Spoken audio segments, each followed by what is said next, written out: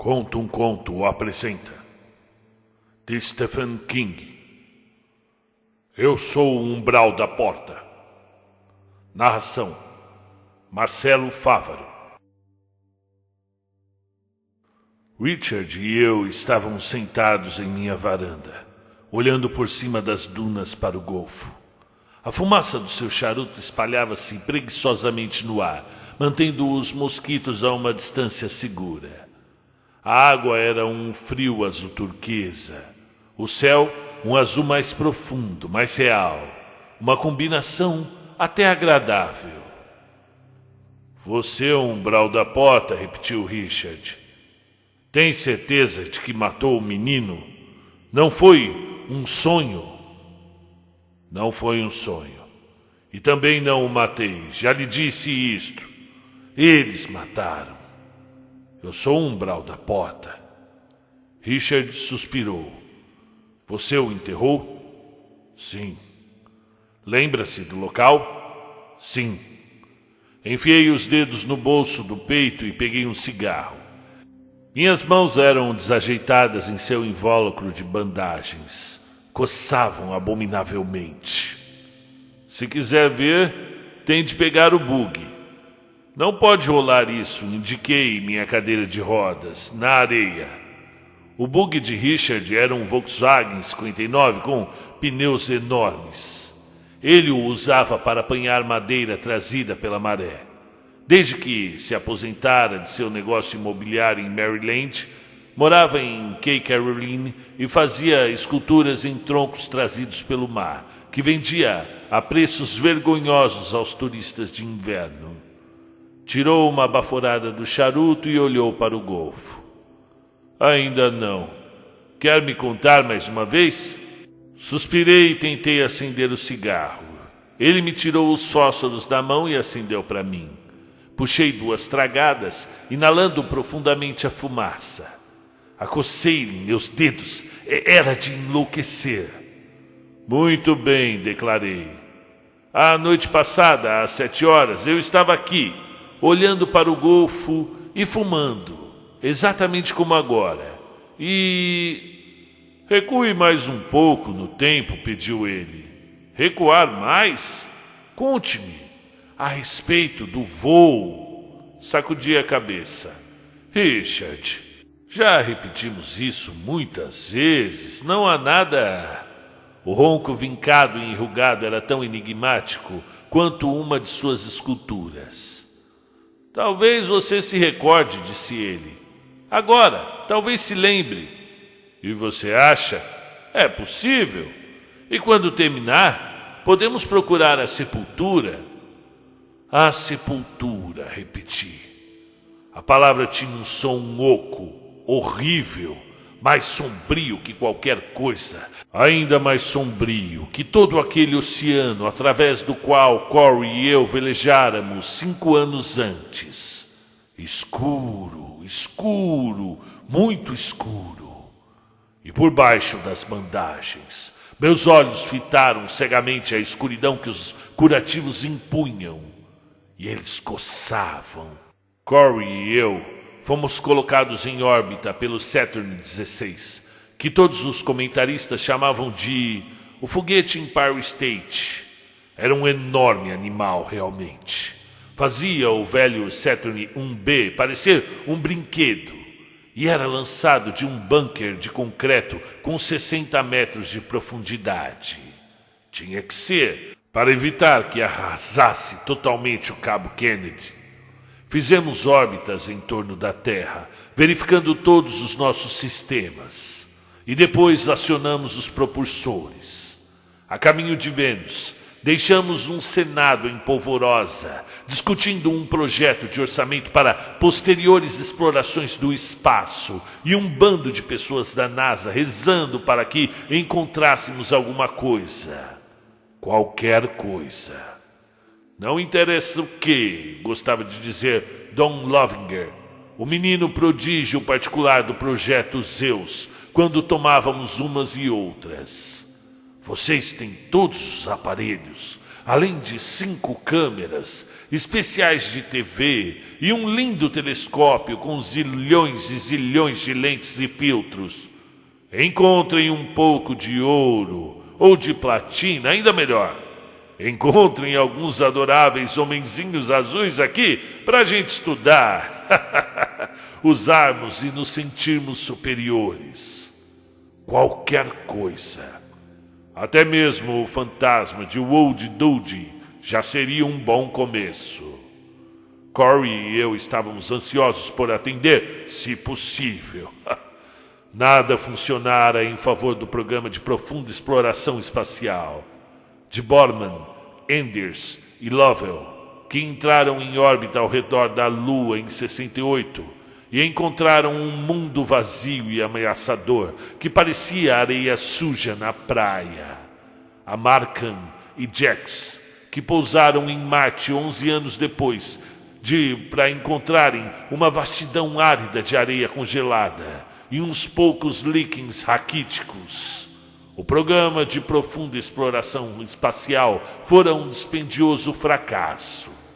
E houve baixas. Pedersen e Lederer, subitamente lançados em órbita eterna em torno do Sol, quando tudo deixou de funcionar no antepenúltimo voo da Apollo. John Davis, cujo pequeno observatório espacial foi perfurado por um meteoroide em um acidente cujas possibilidades eram 1 em 1000. Não. O programa espacial não ia nada bem.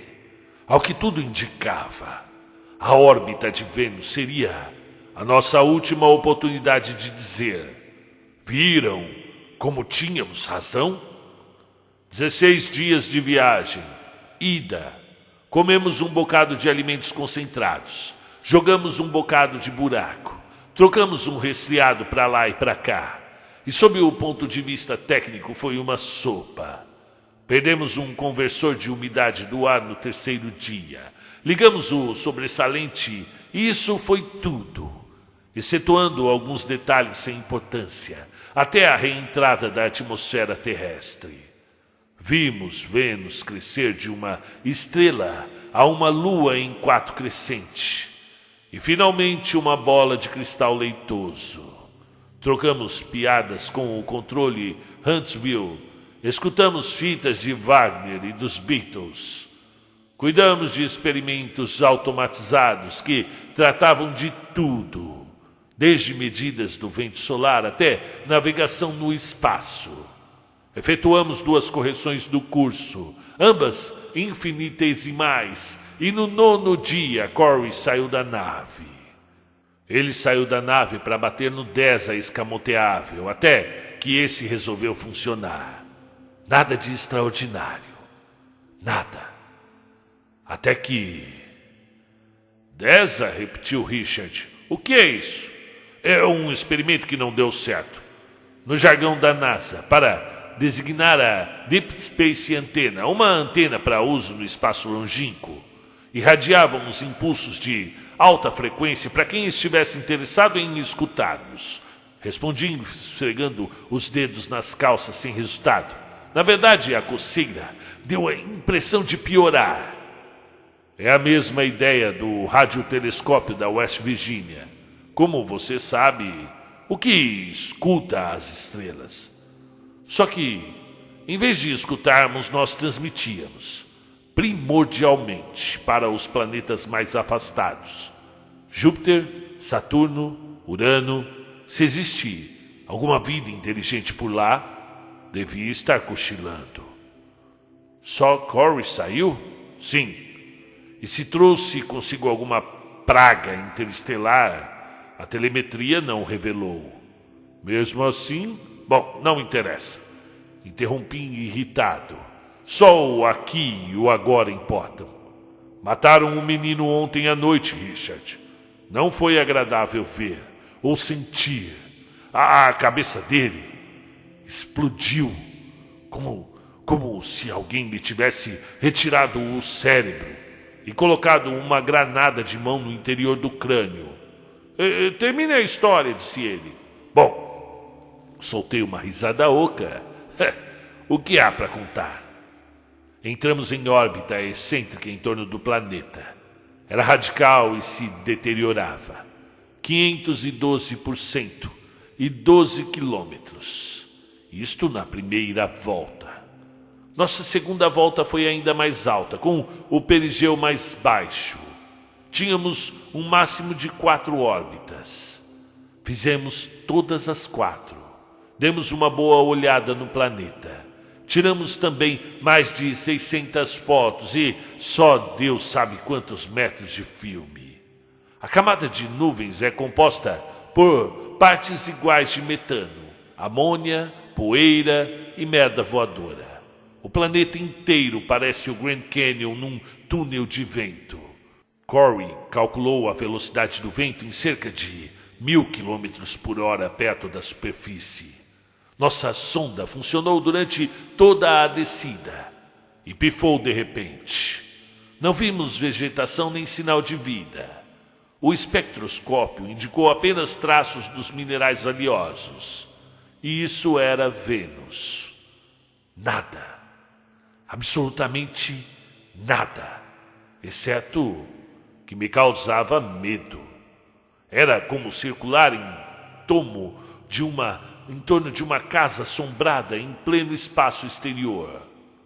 Eu sei o quanto isso parece anticientífico, mas quase me borrei de medo até nos afastarmos de lá. Eu creio que, se um de nossos foguetes não se desligasse, eu cortaria o pescoço durante a descida. Não é como a Lua, cara. A Lua é deserta, sim, mas de algum modo antisséptica. O mundo em que vimos era diferente, completamente diferente de tudo que alguém já viu. Talvez seja uma boa coisa existir aquela camada de nuvens. Era como um crânio completamente descarnado. Eis o melhor que eu consigo descrever. E no caminho de volta, ouvimos que o Senado votara o corte pela metade do orçamento espacial. Corey fez um comentário sobre: parece que estamos de volta ao negócio de satélites meteorológicos. Mas eu fiquei quase alegre. Talvez nosso lugar não seja lá. Lá não. 12 dias depois, Corey morreu. E eu fiquei aleijado pro resto da vida. Perdemos toda a nossa sorte na descida. O paraquedas não funcionou. Que acha disso? Como uma pequena ironia da vida? Passamos mais de um mês no espaço. Fomos mais longe do que qualquer outro ser humano já conseguiu ir. E tudo terminou daquela maneira porque algum sujeito estava com pressa de fazer um intervalo para o café e não dobrou direito a porra do paraquedas, causando um embaraço nas linhas. Batemos com força. Um cara que estava no helicóptero disse que a nave parecia um bebê gigantesco caindo do céu, trazendo atrás de si a placenta. Perdi os sentidos quando batemos. Voltei a mim quando me carregavam pelo convés da Portland. Nem mesmo tiveram a oportunidade de enrolar o tapete, aquele tapete vermelho sobre o qual deveríamos passar. Eu sangrava e era levado às pressas para a enfermaria, passando sobre um tapete vermelho que não parecia tão vermelho quanto eu. Passei 2 dias no hospital. Deram-me a medalha de honra, muito dinheiro e essa cadeira de rodas. Vim para cá no ano seguinte. E eu gosto de assistir a subida dos foguetes. Eu sei, disse Richard, fazendo uma pausa antes de acrescentar. Mostre-me as mãos. Não. Minha resposta foi muito rápida e áspera. Eu não posso permitir que eles vejam, já lhe disse. Mas já se passaram 5 anos, disse Richard. Por que agora, Arthur? É capaz de me dizer? Não sei. Eu não sei. Talvez o que seja tenha um longo período de gestação. Ou quem mesmo pode dizer o que eu contraí lá no espaço? Seja lá o que for, pode haver entrado em mim em Fort Lauderdale. Ou aqui mesmo, nessa varanda, pelo que sei. Richard suspirou e olhou para o mar. Agora, avermelhado pelo sol do final da tarde. Eu estou tentando, Arthur, mas não quero pensar que você esteja perdendo o juízo. Se for preciso, mostrar-lhe-ei minhas mãos, repliquei, o que me custou um grande esforço, mas só se for preciso. Richard se levantou e pegou sua bengala. Parecia velho e frágil. Eu vou buscar o buggy.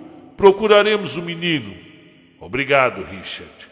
Ele caminhou em direção à esburacada estrada de terra que levava à sua cabana. Eu podia ver o telhado acima da grande duna, que se ergue por quase todo o comprimento de Cape Caroline. Acima do mar, na direção do cabo, o céu assumira uma feia coloração de ameixa, e o som da trovoada longínqua me chegou aos ouvidos. Eu não sabia o nome do rapaz, mas via-o de vez em quando, caminhando ao longo da praia ao anoitecer, com a peneira sob o braço. Estava quase negro de tão tostado pelo sol, e só usava um surrado par de jeans cortados à altura das coxas. Na extremidade oposta de Cape Caroline, existe uma praia pública, e um jovem empreendedor talvez consiga ganhar até $5 nos melhores dias, peneirando a areia à procura de moedas perdidas. Ocasionalmente eu lhe acenava, e ele respondia com outro aceno, ambos neutros, desconhecidos mas irmãos, moradores permanentes da ilha em contraposição aos turistas esbanjadores que dirigiam Cadillacs e falavam em voz alta. Imagino que morasse num pequeno vilarejo agrupado em torno das agências dos Correios, cerca de 800 metros além da minha casa. Quando ele passou aquela tarde, já fazia 1 hora em que eu estava na varanda, imóvel, observando. Eu retirara as bandagens um pouco antes. A coceira se tornava intolerável e sempre melhorava quando eles podiam ver com seus próprios olhos. Era uma sensação, bem, como nenhuma outra no mundo. Como se eu fosse um portal, sabe? Ligeiramente entreaberto, através do qual eles observassem um mundo que odiavam, um mundo que temiam. Mas o pior era que eu também podia ver. De certo modo, podia. Imagine sua mente transportada para uma mosca caseira. Uma mosca que olhasse para o seu rosto com 1000 olhos. Então talvez você consiga começar a entender. Por que motivo eu mantinha minhas mãos envoltas em bandagens, mesmo quando não existia ninguém por perto para vê-las? Tudo começou em Miami. Eu tinha negócios lá com um homem chamado Creswell, investigador do Ministério da Marinha. Ele vem checar-me 1 vez por ano, pois já estive o mais próximo de qualquer pessoa pode chegar do material secreto referente ao nosso programa espacial. Não sei o que ele procura. Um brilho furtivo nos meus olhos, talvez? Ou uma letra vermelha na minha testa? Só Deus sabe por quê. A minha pensão é tão grande a ponto de ser quase embaraçosa. Creswell e eu estávamos sentados na varanda do seu quarto de hotel, bebericando drinks e discutindo o futuro do programa espacial americano. Era cerca de 3h30. Meus dedos começaram a coçar. E não foi nem um pouco gradual. Ligou-se de repente, como uma corrente elétrica. E mencionei esse fato a Creswell. Então você pegou alguma planta venenosa naquela ilhota escrofulosa, disse ele sorrindo. A única vegetação existente em Cape Caroline são os palmitos, repliquei. Talvez seja a coceira dos 7 anos. Olhei para as minhas mãos, perfeitamente normais, mas coçavam. Ah, como coçavam! E mais tarde assinei o mesmo documento de sempre. Juro solenemente que não recebi, nem revelei, divulguei informações que blá blá blá. Bom, e dirigi o meu carro de volta à ilha. Tenho um velho Ford equipado com um freio e acelerador operado à mão. Eu o adoro. Faz com que me sinta autossuficiente. É um longo trajeto pela rodovia 1. E quando saí da autoestrada e peguei a rampa de saída para Key Caroline, eu estava quase louco. As minhas mãos, elas coçavam inacreditavelmente. E se você já passou pelo sofrimento da cicatrização de um corte profundo ou de uma incisão cirúrgica, talvez faça uma ideia do tipo de coceira que me refiro. Tinha a impressão de que coisas, sabe, coisas vivas rastejavam e me perfuravam a carne. O sol quase desaparecera no horizonte e examinei cuidadosamente as mãos à luz do painel. Agora, as pontas dos dedos estavam vermelhas, em pequenos círculos perfeitos logo acima da parte carnuda, onde estão as impressões digitais. E nos locais onde ficamos com pequenos calos ao tocarmos violão. Também existiam círculos vermelhos de infecção no espaço entre a primeira e a segunda juntas de cada dedo, inclusive o polegar, e na pele entre a segunda junta e a mão. Apertei os dedos da mão direita contra os lábios e retirei-os depressa, com repentino nojo. Uma sensação de atônito horror surgiu-me na garganta, lanuda e asfixiante. A carne onde os pontos vermelhos tinham surgido estava quente, febril, e o resto parecia macio, mole e frio, como a polpa de uma maçã apodrecida. Levei o resto do caminho procurando convencer-me de que realmente pegara algum tipo de urticária em algum lugar. Contudo, no fundo da minha mente, havia outro pensamento. Este terrível. Quando criança tive uma avó que passou os últimos 10 anos de vida isolada do mundo, num quarto do andar superior. Minha mãe lhe levava as refeições e o seu nome era um assunto proibido para nós. Posteriormente vinha saber que ela sofria da moléstia de Hansen, a lepra. E quando eu cheguei em casa, telefonei para o Dr. Flanders, no continente, e fui atendido pela secretária eletrônica.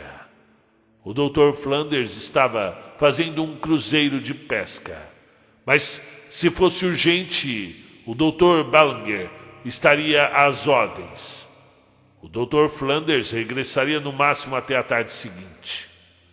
Desliguei num movimento vagaroso e depois disquei para Richard.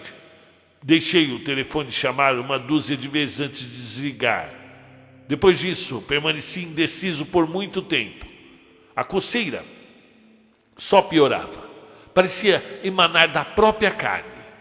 Rolei minha cadeira de rodas até a estante de livros e peguei a velha enciclopédia médica que eu possuía há anos.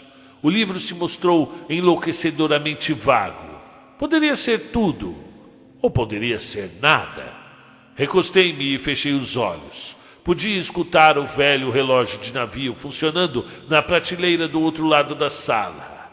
Ouvi o ronco longínquo de um jato que se dirigia a Miami e o leve sussurro da minha própria respiração. Continuei a olhar para o livro e a percepção foi de fato lenta, mas de repente atingiu-me de modo assustador. Eu tinha os olhos fechados, mas ainda assim continuava a olhar para o livro. E o que eu via era uma versão difusa e monstruosa e distorcida em 4 dimensões de um livro.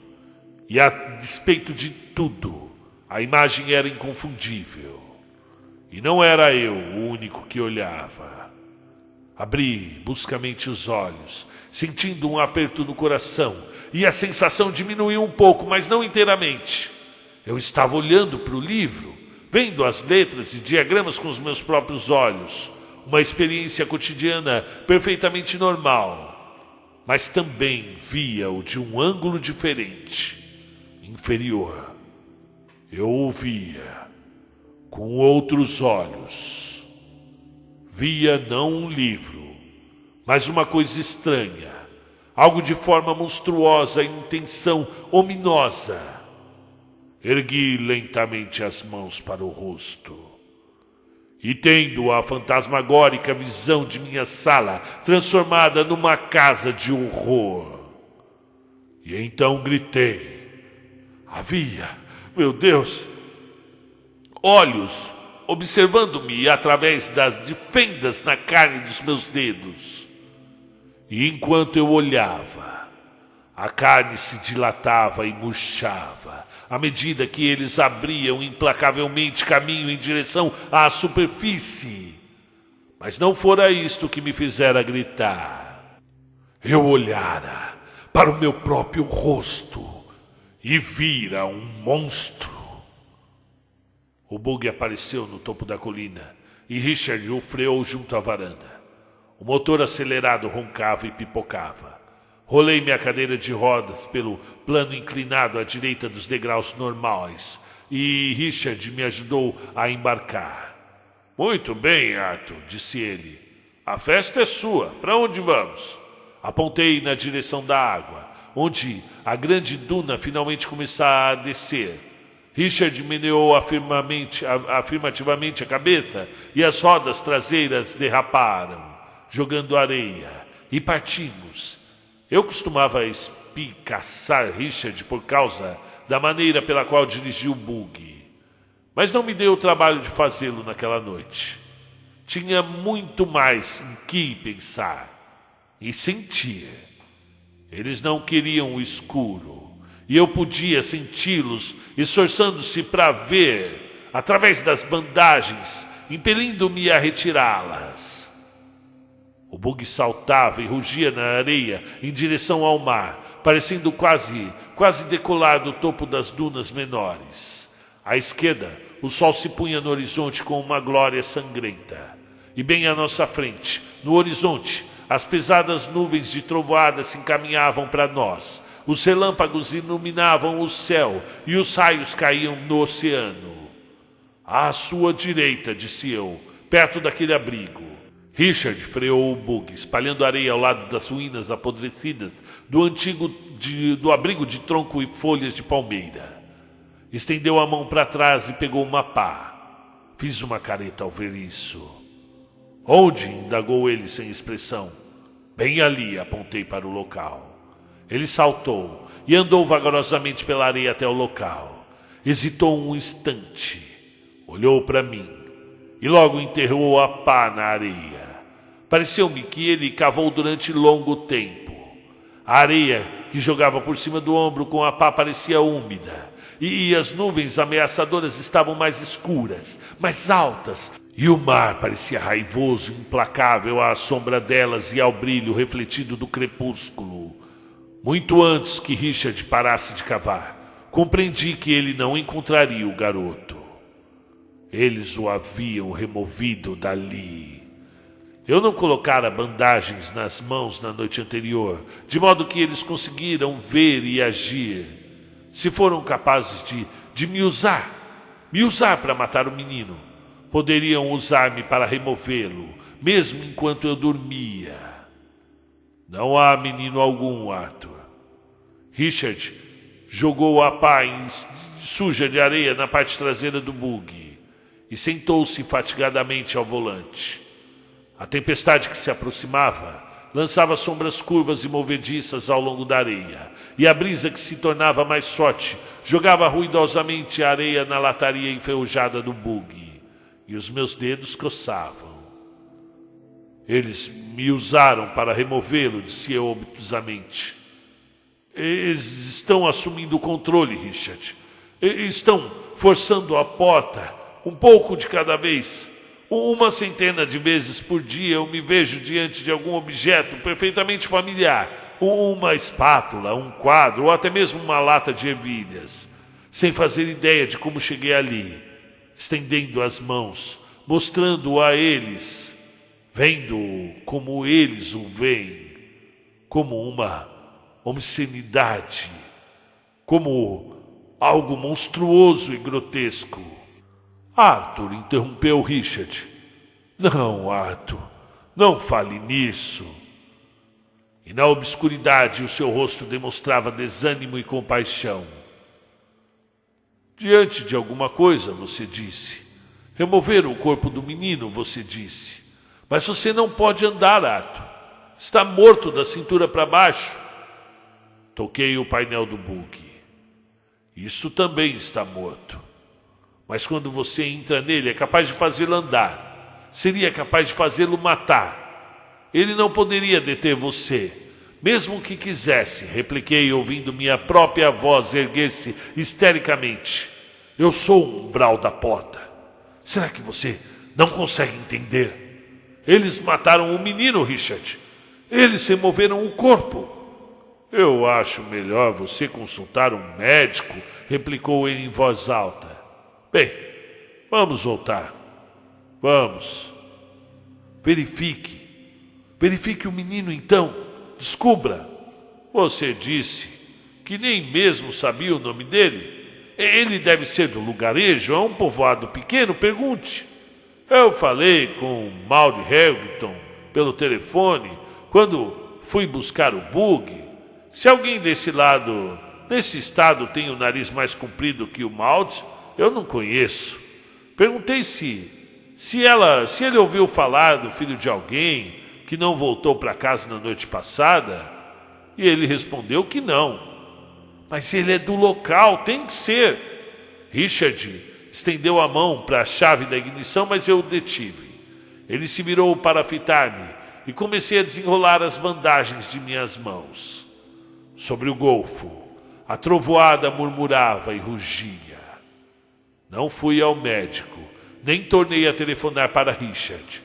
Passei 3 semanas com as mãos envoltas em bandagens sempre que saía de casa. 3 semanas esperando cegamente que aquilo desaparecesse. Não era um procedimento racional. Eu sou capaz de admitir isso.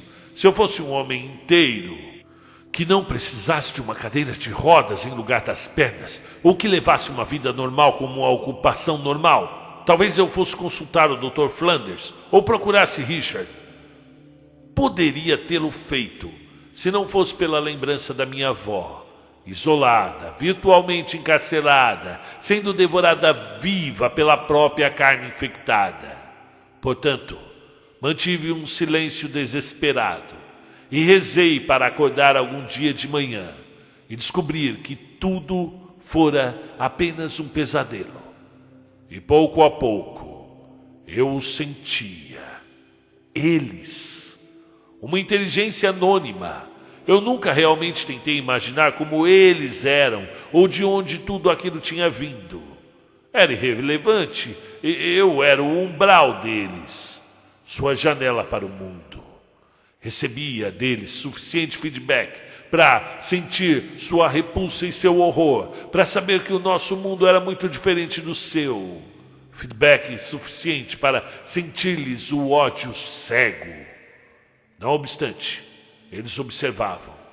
Sua carne estava entranhada na minha, e eu comecei a perceber que eles me usavam, realmente me manipulavam. E quando o menino passou, erguendo a mão em seu costumeiro aceno neutro, eu tinha acabado de decidir entrar em contato com Creswell através do seu telefone no Ministério da Marinha. Richard tinha razão a respeito de uma coisa. Eu tinha certeza de que fora contaminado no espaço ou aquela estranha órbita de Vênus. A Marinha me estudaria, mas não me transformaria num monstro. Eu não mais precisaria acordar na escuridão cheia de rangidos e abafar um grito ao senti-los observar. Observar. Voltei as mãos para o menino e dei-me conta de que não as enrolara nas bandagens. E na luz fraca do crepúsculo, pude ver os olhos que observavam silenciosamente. Eram grandes, dilatados com a íris cor de ouro. Certa vez eu esbarrara um deles contra a ponta de um lápis e sentira a dor angustiante subir pelo braço. O olho deu a impressão de fitar-me com um ódio contido que era pior que a dor física. Não esbarrei novamente. E agora eles observavam o menino. Sentia a mente desviar-se. Um momento depois, o meu controle desapareceu. A porta estava aberta. Cambaleei pela areia em direção ao menino, e as minhas pernas movimentando-se sem nervos, como uma tábua ao sabor das ondas. Meus olhos pareceram fechar-se e passei a ver apenas através daqueles olhos estranhos. E vi um monstruoso panorama marinho de alabastro, encimado por um céu semelhante a um imenso manto de cor púrpura. Vi um barraco inclinado, em ruínas, que poderia ter sido a carcaça de alguma desconhecida criatura carnívora. Vi uma criatura abominável que se movia, respirava e carregava sob o braço um objeto de madeira e arame. Um objeto construído de ângulos retos, geometricamente impossíveis. Imagino o que ele pensou. Aquele pobre menino, sem nome, com a peneira sobre o braço e os bolsos estofados com um conglomerado de moedas sujas de areia perdidas pelos turistas.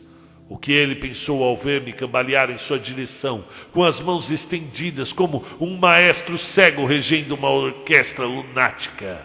O que ele pensou quando o que restava de luz incidiu em minhas mãos, vermelhas, rachadas e brilhantes com sua carga de olhos. O que ele pensou quando as mãos fizeram aquele brusco movimento no ar, logo antes da sua cabeça explodir. Bem,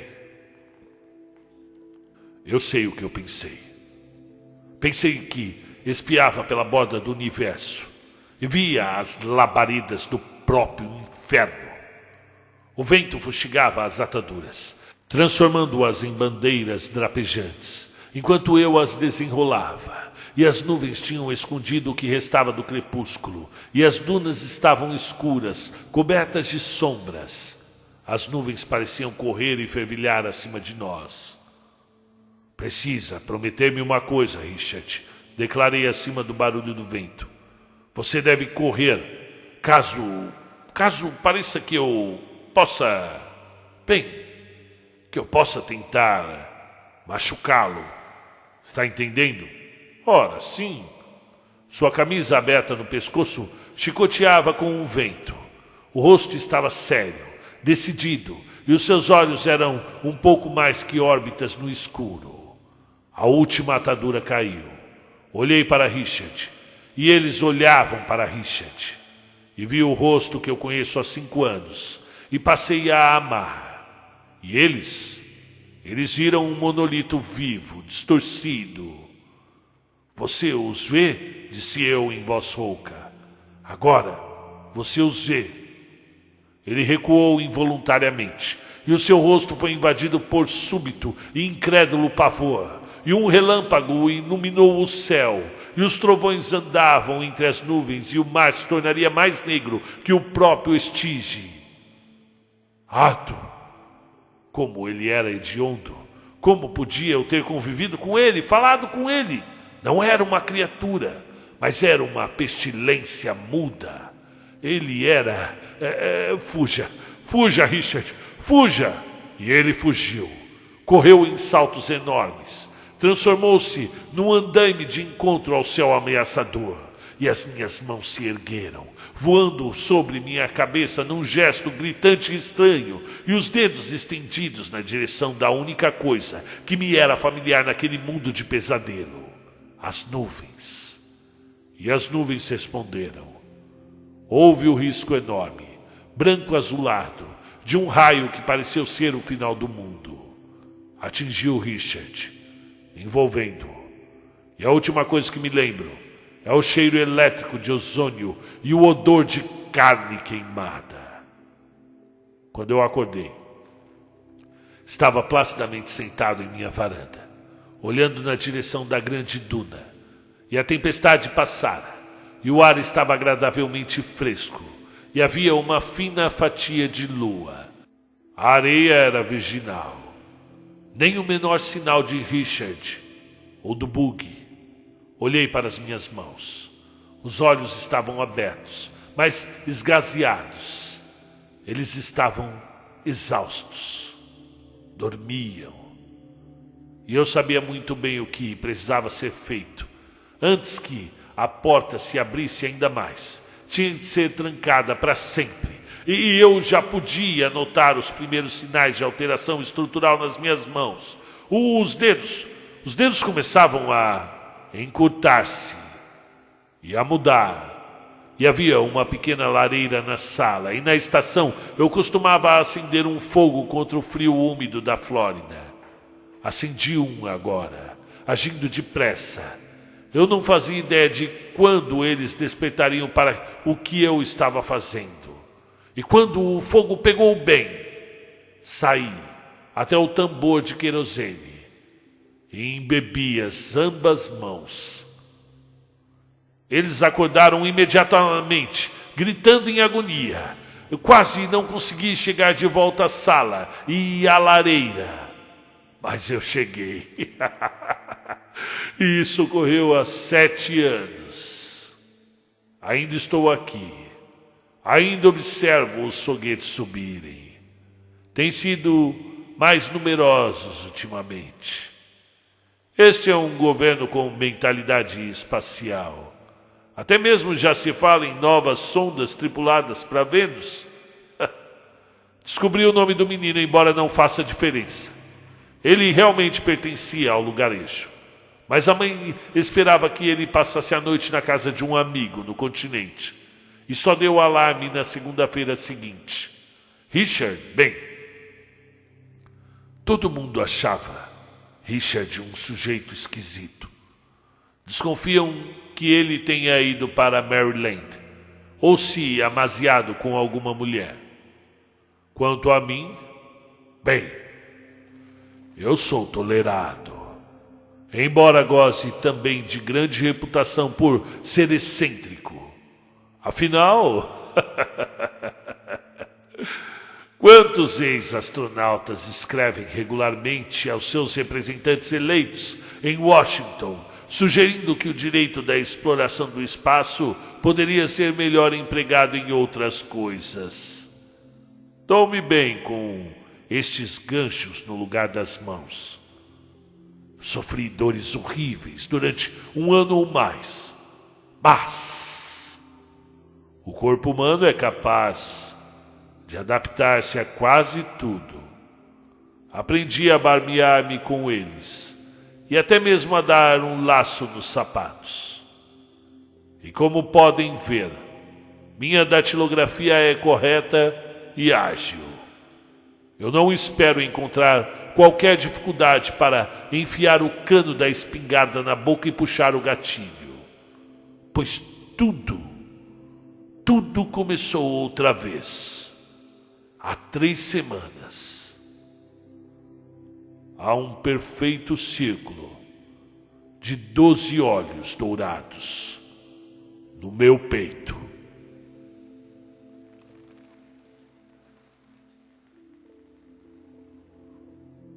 Fim do conto. Muito bem, sejam bem-vindos ao canal, inscrevam-se, ativem o sino para receberem todas as novidades dos contos literários de todo o mundo, sejam eles de terror, como os contos aqui de Stephen King, Edgar Allan Poe, Guy de Maupassant, Howard Phillips Lovecraft e outros tantos. Obrigado por ouvir.